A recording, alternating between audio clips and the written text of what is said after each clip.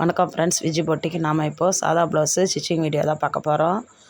வீட்டில் இருந்து தைக்கிற பெண்கள் ஆகட்டும், இல்லை கடை வச்சுட்டு நம்ம தைக்கிறோம் அப்படின்னாலும் இது உங்களுக்கு ஒரு பயனுள்ள வீடியோவாக இருக்கும். நீங்கள் இந்த வீடியோவை ஸ்கிப் பண்ணாமல் பாருங்கள். இப்போ தான் ஃபஸ்ட் டைம் பார்க்குறீங்கன்னா என்னுடைய சேனலை சப்ஸ்கிரைப் பண்ணிவிட்டு பாருங்கள். அப்போ தான் நான் போடுற வீடியோலாம் உங்களுக்கு நோட்டிஃபிகேஷன் வரும். நீங்களும் நிறையா டிப்ஸ்லாம் நீங்களும் பார்த்துட்டு பயனடையணும் நானும் ஆசைப்பட்றேன். வாங்க வீடியோக்குள்ளார போகலாம். இப்போ வீட்டில் இருந்து தைக்கிறோம் அப்படின்னாலே நம்ம வீட்டு வேலையெல்லாம் முடிச்சுட்டு எல்லாத்தையும் எல்லா வேலையுமே முடிச்சுட்டு உட்காரதுக்கு எப்படியும் நமக்கு 11 10:30 ஆகிடும் நமக்கு. அதெல்லாம் முடிச்சுட்டு நம்ம உடம்பு சரி எப்பா முடியல, கொஞ்ச நேரம் ரெஸ்ட் எடுக்கலாம் அப்படின்னு தான் தோணும். அதையெல்லாம் தாண்டி தான் நம்ம ஏதோ நம்மளால் முடிஞ்சது நம்ம வீட்டுக்கு ஒரு ஹெல்ப்ஃபுல்லாக இருக்கணும் அப்படின்னு நினச்சி நம்ம இந்த இந்த தொழிலை தேர்ந்தெடுத்து நம்ம அதை செய்கிறோம். இப்படி செய்யும்போது நமக்கு ஒரு கையில் ஒரு காசு நிற்கும். நம்ம அதை வச்சு நம்ம குடும்பத்தை ரன் பண்ணுறதுக்கும் அது யூஸ்ஃபுல்லாக இருக்கும். இதையும் நீங்கள் பார்த்துக்கோங்க.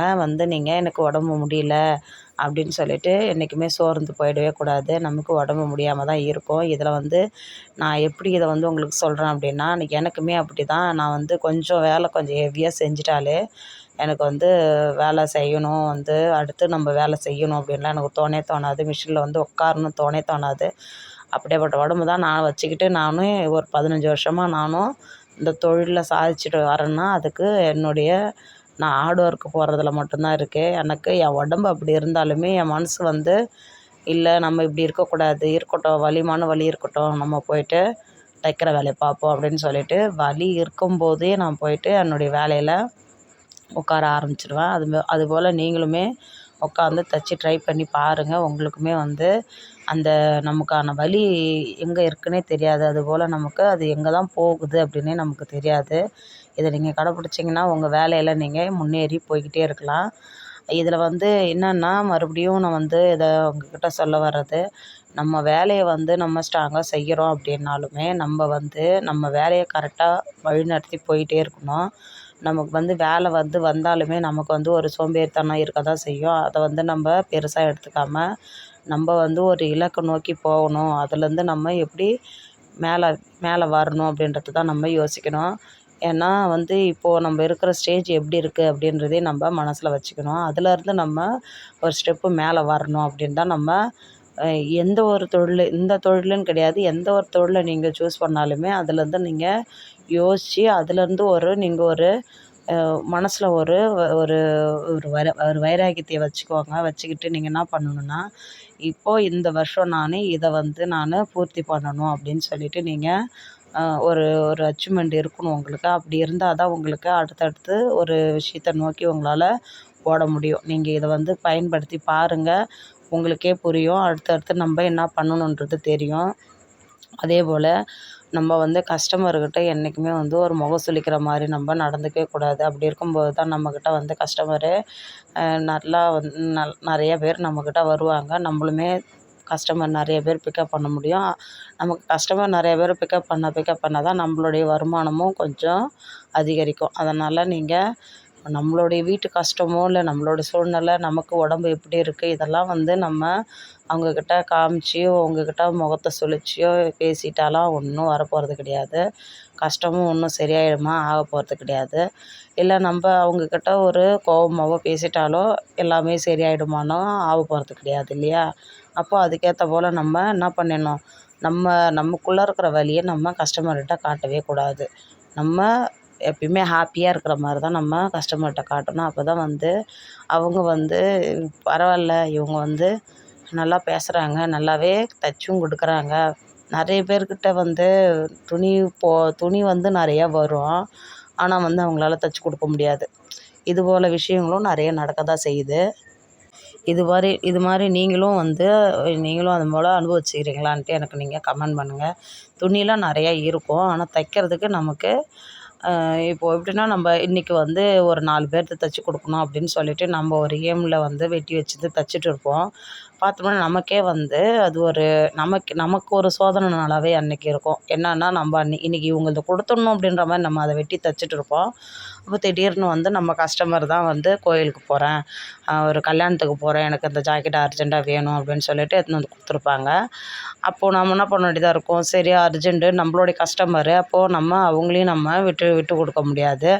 நமக்கு அவங்களும் வேணும், இவங்களும் வேணும். அப்போது 2 பேரையும் வேணுன்னும் போது நம்ம என்ன பண்ணணும், கொஞ்சம் ஹார்ட் ஒர்க்கு பண்ணி தான் ஆகணும். அப்போ அவங்க 2 பேருக்குமே நம்ம கொடுக்குற மாதிரி நம்ம பார்த்துக்கணும். அப்போ நம்ம வந்து நமக்கு உடம்பு முடியல, நம்ம இப்போ வேணாம் அப்படின்னு சொல்லிட்டோன்னா, அவங்க அப்புறம் நெக்ஸ்ட்டு வந்து நம்ம அர்ஜென்ட்டுக்கு எடுத்துகிட்டு போய் கொடுத்தோம், அப்போ நமக்கு தச்சு தரல, அப்போ ஏன் இவங்கக்கிட்ட எடுத்துன்னு போய் கொடுக்கணும் அப்படின்ற மாதிரி அப்புறம் நம்ம கஸ்டமரே நம்மக்கிட்ட கொஞ்சம் மனசு கஷ்டம் வர ஆரம்பிக்கும். அதனால் உடம்பே முடியலைனாலும் இல்லை அவங்களுக்கு கொடுத்து தான் ஆகணும்.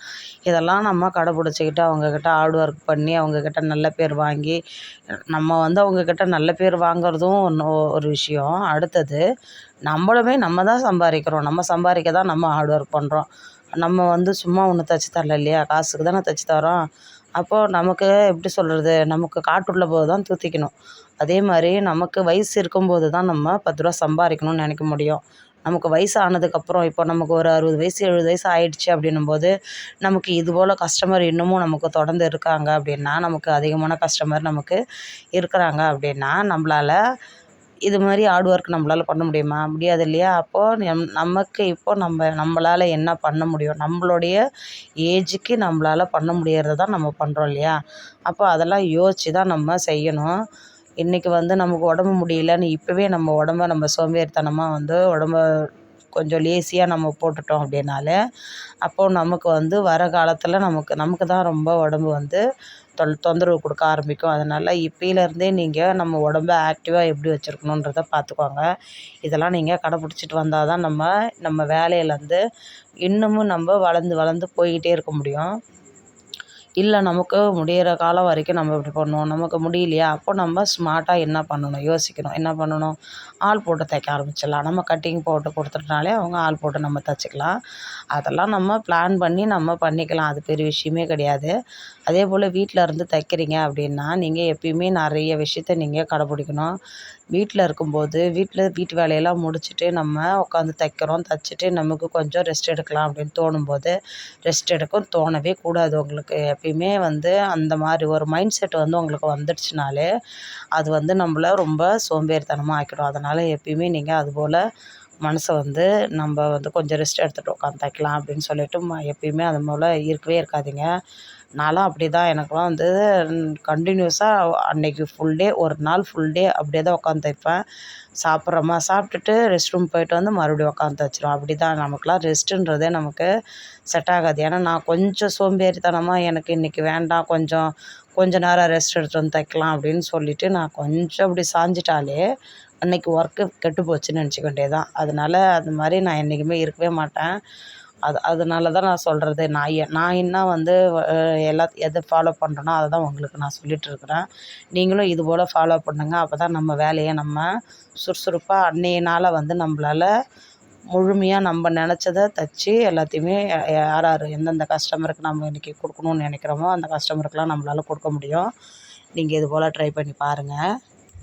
அதே போல் நம்ம வந்து இது போல் நம்ம அர்ஜென்ட் துணின்னு தைக்கும்போது திடீர்னு நமக்கு கரண்ட் கட் ஆகிடும். அதுபோல் அது மாதிரி நீங்கள் அனுபவிச்சுக்கிறீங்களான்னு நீங்கள் எனக்கு கமெண்ட் பண்ணுங்கள். அதுபோல் நிறையா விஷயம் நடந்திருக்கும். நம்ம அர்ஜென்ட் துணி இன்றைக்கி கொடுத்தாகணும் அப்படின்ற மாதிரிலாம் நம்ம தைச்சிட்டு இருப்போம். பார்த்தோன்னா அன்றைக்கி ஷெட்யூனாக இருக்கும். அன்றைக்கி ஃபுல்லாக நமக்கு கரண்ட் இருக்காது அப்படின்ற மாதிரி இருக்கும். அது மாதிரி இருக்குது அப்படின்னா நீங்கள் அந்த மாதிரி டைமை வந்து வேஸ்ட் ஆக்காதீங்க. நமக்கு கட்டிங் போடுறதெல்லாம் இருந்துச்சுன்னா எவ்வளோக்கு எவ்வளோ முடியுமோ அவ்வளோக்கு அவ்வளோ நீங்கள் கட்டிங் போட்டு எடுத்து வச்சுருங்க. அப்போ தான் நம்ம வந்து தைக்கிறதுக்கு நமக்கு எப்போல்லாம் நமக்கு ஃப்ரீயாக இருக்கோ அந்த டைமில் நம்ம கட்டிங் போடணுன்னு தோணாது. கட்டிங் போட்டு வச்சுருக்குறோமே, நம்ம இதை தைச்சி வச்சுருவோம் அப்படின்னு சொல்லிட்டு நம்ம தைச்சி வச்சுருவோம்.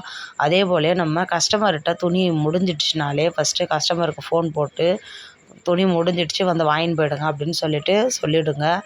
ஏன்னா நம்ம வந்து லைனிங் வந்து நம்ம வாங்கி போட்டு தைச்சி வச்சுருக்கோம் அப்படின்னாலே நமக்கு அது வந்து ஒரு எப்படி சொல்கிறது, நம்மளுடைய தையக்கூலி ப்ளஸ் வந்து லைனிங் துணி எல்லாம் சேர்ந்து இருக்கும்போது நம்மளுடைய கை காசுமே அதில் போயிருக்கும். அப்போ நம்ம தைச்சி வச்சிட்டோம்னாலே அவங்க வந்து வாங்கிட்டாங்கன்னா தான் அது நமக்கு கொஞ்சம் நமக்கும் தைக்கணுன்ற ஒரு ஆர்வம் வரும். நீங்கள் வந்து அதுபோல் நீங்கள் ட்ரை பண்ணுங்கள். ஏன்னா இல்லைன்னா நமக்கு நம்ம கை காசை போட்டு நம்ம லைனிங்கை தச்சு எடுத்து வச்சுருக்கும்போது அவங்க எப்போ வருவாங்க எப்போ வருவாங்கன்னு பார்த்துட்டு இருக்கும்போது அவங்க வர்றதுக்கு லேட் ஆகும் அப்படின்னா உங்களுக்கு தைக்கணுன்ற எண்ணமே வராது. சோம்பேறித்தனமாகவே இருக்கும்.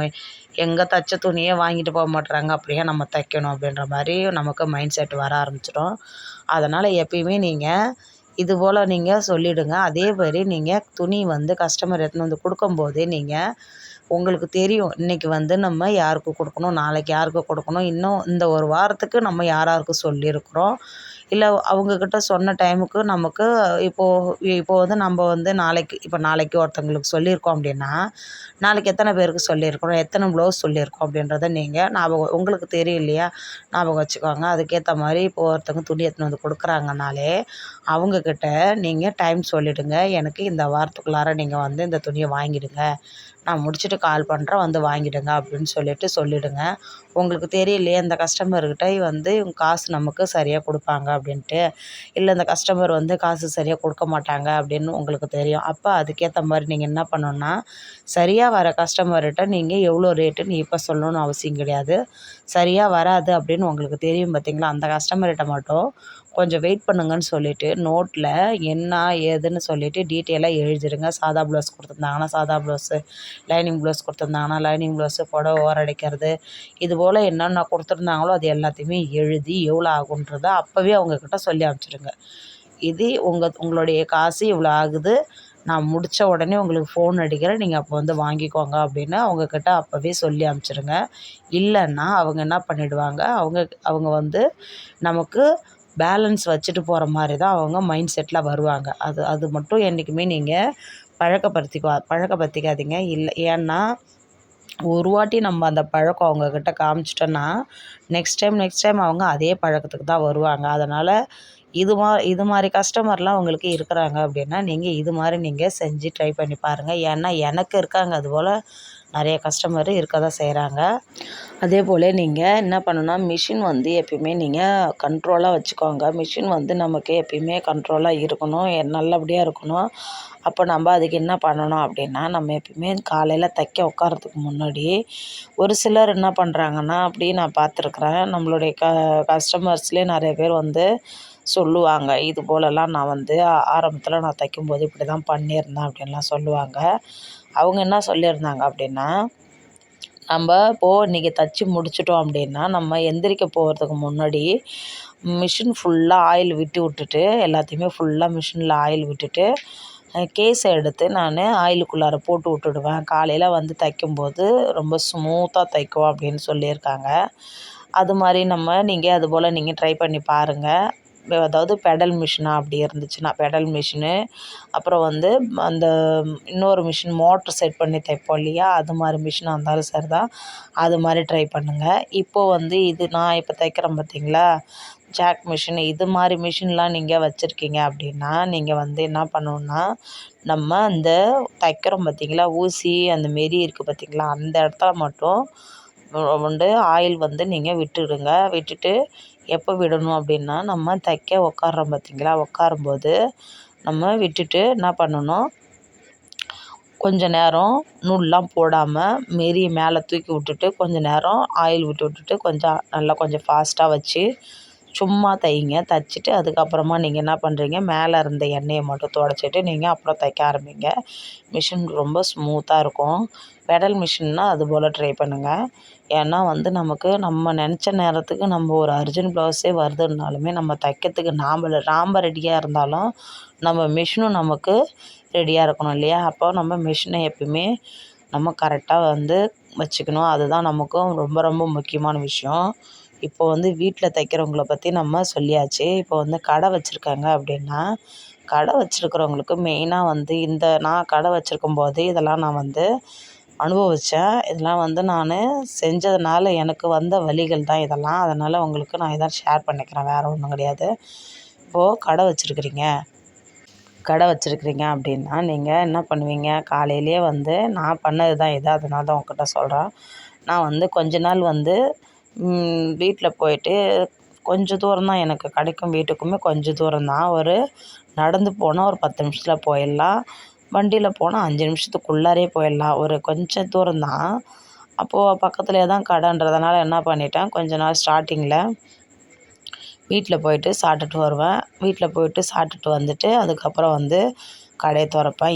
எந்த ரீசனுன்னாக்கா, எனக்கு வந்து ரெஸ்ட் ரூம் கிடையாது கடையில். அதனால் வீட்டுக்கு வந்துட்டு போயிட்டு போவேன். இப்படி போயிட்டுருந்தேன். அப்புறம் கொஞ்ச நாள் என்ன ஆகிடுச்சு, இது வந்து கடை ஸ்டார்ட் பண்ண டைமில் நான் சொல்கிறேன் இதை. அதுக்கப்புறம் வர வர எனக்கு கஸ்டமர் கம்மியாக இருந்தாங்க. அதனாலேயே மெயினாக நான் அந்த மாதிரி கொஞ்சம் பழக்கம் வச்சுக்கிட்டேன். வேலை கொஞ்சம் கம்மியாக இருந்ததுனால, சரி ஓகே நம்ம வீட்டுக்கு போய் சாப்பிட்டுட்டு கொஞ்சம் ரெஸ்ட் ரூம்லாம் போயிட்டு நம்ம வரலாம் அப்படின்ற மாதிரி ஒரு மைண்ட் செட் இருந்ததுனால அப்படி போயிட்டேன். அதுக்கப்புறம் நாளாக நாளாக நாளாக கஸ்டமர்லாம் நமக்கு பிக்கப் வர ஆரம்பிச்சிச்சு. அப்போது வந்து நமக்கு வேலை கொஞ்சம் அதிகமாக வர ஆரம்பிச்சிச்சு. அப்போ நம்ம இருக்கிற வேலையை இன்றைக்கி நம்ம இவங்களுக்கு கொடுக்கணும், அவங்களுக்கு கொடுக்கணும். அப்புறம் அரிசி துணி வருது அதையும் பார்க்கணும். அப்புறம் ஓரடிக்கிறதெல்லாம் வரும், இதையும் பார்க்கணும். கடைனாலே எல்லாமே நமக்கு வரும் இல்லையா? அப்போ நம்ம எல்லாத்தையும் தான் அதை நம்ம ஃபினிஷ் பண்ணி ஆகணும். இப்படி நம்ம போயிட்டுருக்கும்போது நமக்கு சாப்பிட்ணுன்ற டைமே நமக்கு கிடைக்காது. இப்படி கொஞ்ச நாள் போயிட்டுருந்துச்சு. என்னன்னா வேலை ரொம்ப டைட் ஆகிடுச்சு. எனக்கு தைக்கிறதுக்கு டைமே பத்தலை எனக்கு. ஒரு நாளே எனக்கு பத்தலை. நம்ம இன்றைக்கி இவங்களுக்கு இவ்வளோ கொடுக்கணும், போகணும், வரணுன்ற மைண்ட் செட்டெல்லாம் இருக்குது. ஆனால் நமக்கு நம்ம இன்றைக்கி இவங்களுக்கு கொடுக்கணும், இதை பண்ணணுன்றது தான் இருக்கே தவிர நம்ம சாப்பிடணுன்ற சிந்தனையே எனக்கு இல்லவே இல்லை. இப்படியே இருந்துச்சு. சாப்பிட்ணுன்ற சிந்தனையும் வரல, நம்ம ரெஸ்ட் ரூம் போகணுன்ற சிந்தனையும் வரல. இப்படியே இருந்துச்சு. ஒரு வாரம் போச்சு எனக்கு. இது போல் ஒரு வாரம் போச்சு. எப்படி சாப்பிட்டேன் அப்படின்னா, சாப்பாடு சாப்பிடல, ரெஸ்ட் ரூம் போகல. இப்படியே என்ன ஆயிடுச்சு எனக்கு, காலைல சாப்பிட்டுட்டு வரேன் பார்த்தீங்களா, அவ்வளோதான். மதியம் சாப்பிட்றது கிடையாது. அப்போ சாயங்காலம் பசங்க வந்து ஸ்கூல் விட்டு வந்துடுவாங்க ஒரு 5:30 மணிக்கு. அப்போ அவங்க எப்பயுமே அவங்க வந்து எனக்கு கடைக்கு காப்பி போட்டு எடுத்துன்னு வந்துடுவாங்க. அப்போது எனக்கு நான் எப்பயுமே காப்பி, டீ இதெல்லாம் 2மே குடிப்பேன். அப்போது நிறையா குடிக்க ஆரம்பிச்சிட்டேன் நான்.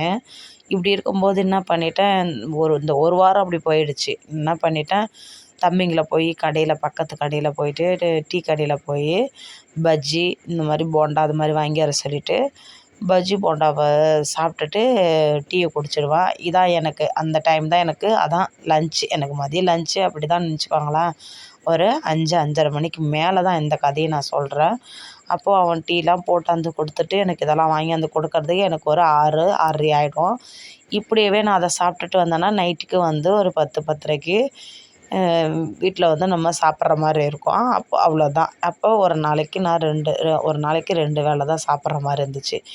அப்போ ரெஸ்ட் ரூமுன்றது அங்கே இல்லவே இல்லையா. வீட்டுக்கு வந்தால் தான் நம்ம போகிற மாதிரி இருக்கும். வீட்டுக்குமே நான் எத்தனை மணிக்கு வருவேன்னா 8:30, 9 ஆகிடும். அதே வந்து ஓரளவுக்கு நான் வந்து இன்றைக்கி இதே போதும் அப்படின்னு நினைக்கிறம்போது தான் 8:30, 9. இல்லை இன்னும் நாளைக்கு காலைல இவங்களுக்கு நான் கொடுக்கணும் அப்படின்ற மாதிரி இருக்குது அப்படின்னா அது 9:30 ஆகும், 10 ஆகும். அது மாதிரி இருக்கும். பக்கத்துலேயே வீடுன்றதுனால வீட்லேயுமே வந்து எனக்கு டிஃபன்லாம் வந்து வீட்டிலேயே செஞ்சுருவாங்க. வீட்டுக்காரர் செஞ்சுருவார். அப்புறம் வந்து பசங்களுமே செஞ்சுருவாங்க. அதனால் நைட்டு மட்டும் நான் வீட்டு சிந்தனை எனக்கு எதுவுமே இருக்க தேவை கிடையாது. எல்லாமே வீட்டில் இருக்கிறவங்க செஞ்சுருவாங்க. நான் வீட்டுக்கு போனால் சாப்பிட்டுட்டு தூங்குகிற வேலை தான். அதனால தான் நான் என்ன பண்ணிவிடுவேன், ஒரு 9, 9:30 வரைக்குமே கூட தைச்சிட்டு தான் போவேன். இப்படியே நான் ஒரு வாரம் போயிடுச்சு. வேலை ரொம்ப டைட்டாக இருக்குன்றதுனால இப்படியே போயிடுச்சு. என்ன ஆயிடுச்சு அப்படியே எனக்கு, ரெஸ்ட் ரூம் போகாமல் இருந்தேன் பார்த்தீங்களா, இதுதான் போல இருக்குது. எனக்கு இது தெரியல. திடீர்னு கை கால்லாம் வீங்கிடுச்சு அதிகமாக. நான் பயந்தே போயிட்டேன். எனக்கு வரவங்களாம் வேறு நம்ம கஸ்டமர்லாம் வேறு என்ன சொல்லிட்டாங்க, இது வேறு ஏதோ பிரச்சனை, இது திடீர்னு கை கால் மட்டும் வீங்கியிருக்கு அப்படின்னு சொல்லிட்டு வரவங்கெல்லாம் ஒன்று சொல்லிட்டாங்க. அப்போ இருந்த மைண்ட் செட்டு நமக்கு அப்படி தான் நமக்கு தோணவும் ஆரம்பிச்சிச்சு. பயந்துட்டேன் நான். அப்புறம் ரொம்ப இந்த மாதிரி இருந்ததுனால யாரோ உனக்கு ஏதோ செஞ்சுட்டாங்க, கை கால் மட்டும் வீங்கிடுச்சு அப்படின்ட்டு நிறைய பேர் பயங்காட்டிட்டாங்க. நான் பயந்தே போயிட்டேன். அப்புறம் தான் நானும் யோசித்து பார்க்குறேன், எதனால் அப்படி வந்திருக்கோம், ஏன் அப்படி ஆயிருக்கோம் அப்படின்ட்டு யோசித்து பார்த்தா, நான் ரெஸ்ட் ரூம் போகாமல் நான் அடிக்கடிக்கு அந்த ஒரு வாரம் வச்சுருந்தேன் பார்த்தீங்களா, அது வந்து எனக்கு அந்த உப்பு நீர் ஆகப்பட்டது. என் கை கால்லாம் வீங்கி போச்சு. அதுக்கப்புறம் தான் அதை நான் ரொம்ப நாள் ஆச்சு அதை நான் சரி பண்ணுறதுக்கு. அது மாதிரிலாம் வந்து நீங்கள் கடை வச்சுருக்கிறீங்கன்னா, இதை நான் அனுபவிச்சதுனால தான் சொல்கிறேன். அப்புறம் நான் என்ன பண்ணிட்டேன், வீட்டில் வந்து சாப்பிட்டுட்டு ரெஸ்ட் ரூம் போயிட்டு வந்தது எப்படியாப்பட்ட வேலையாக இருந்தாலும் சரி தான், அதுக்குன்னு கொஞ்சம் நேரம் நான் ஒதுக்கி இந்த வேலையை நான் அப்புறம் செஞ்சதுக்கப்புறம் தான் என் உடம்பு கண்ட்ரோல் ஆச்சு. இதுபோல் நீங்களும் வந்து கொஞ்சம் நமக்கு வேலை அதிகமாக இருக்குது அப்படின்னு சொல்லிட்டு நீங்கள் எப்பயுமே வந்து நம்ம நம்ம நமக்கு நமக்கானதை வந்து நமக்கான நேரத்தை ஒதுக்காமல் நீங்கள் இந்த வேலை இப்படியே போயிட்டே இருந்துச்சுன்னா நம்ம உடம்புன்ற வண்டி நல்லா இருந்தால் தான் ஓடும். நம்ம உடம்புன்ற வண்டி வந்து நல்லா இல்லைன்னா நம்ம நினைக்கிறது எதுவுமே சாதிக்கவே முடியாது. அதனால் நம்ம தைக்கிறதுக்கு கொடுக்குற டைமுக்கும் நமக்கு உடம்புக்கு கொஞ்சம் நம்ம கரெக்டாக நம்ம பார்க்குறதுக்கும் கொஞ்சம் டைமை ஒதுக்க தான் பார்க்கணும். இல்லைன்னா நம்ம தான் பின்னாடி அனுபவிக்கணும். இந்த வீடியோ உங்களுக்கு பிடிச்சிருந்தா நீங்கள் லைக் பண்ணுங்கள், ஷேர் பண்ணுங்கள், கமெண்ட் பண்ணுங்கள், சப்ஸ்கிரைப் பண்ணுங்கள். இந்த வீடியோ ஃபுல்லாக ஸ்கிப் பண்ணாமல் பாருங்கள். அப்போ தான் நான் சொன்ன விஷயம்லாம் உங்களுக்கு எல்லாமே புரியும். அவ்வளோதான் ஃப்ரெண்ட்ஸ். இப்போ தான் நீங்கள் ஃபஸ்ட் டைம் பார்க்குறீங்கன்னா என்னோடய சேனலை சப்ஸ்கிரைப் பண்ணிவிட்டு பாருங்கள். வீடியோ எண்டுக்கு வந்தாச்சு. அவ்வளோதான், முடிஞ்சுது. கழுத்து பீஸும் ஜாயின் பண்ணியாச்சு. அவ்வளோதான். இப்போ நம்ம வந்து இது வந்து பூ போட்ட ப்ளவுஸு. இது வந்து உங்களுக்கு நிறைய பேர் கேட்டிருந்தாங்க, நம்மளுடைய வியூவர்ஸே கேட்டிருந்தாங்க, ஸ்லோவாக ஒரு ஸ்டிச்சிங் வீடியோ போடுங்க சிஸ்டர் அப்படின்ட்டு. அதனால தான் உங்களுக்கு இந்த வீடியோவை அப்லோட் பண்ணியிருக்கேன். நீங்கள் பார்த்துட்டு இது ஸ்லோவாக இருக்குது, உங்களுக்கு பிடிச்ச மாதிரி இருந்ததுனாலும் நீங்கள் எனக்கு கமெண்ட் பண்ணுங்கள். இல்லை எனக்கு இதிலேருந்து நான் எதை எடுத்துக்கிட்டேன் அப்படின்றதையும் நீங்கள் எனக்கு கமெண்ட் பண்ணுங்கள். இந்த வீடியோ உங்களுக்கு பயனுள்ளதாக இருக்கும்னு நான் நம்புகிறேன். Bye friends.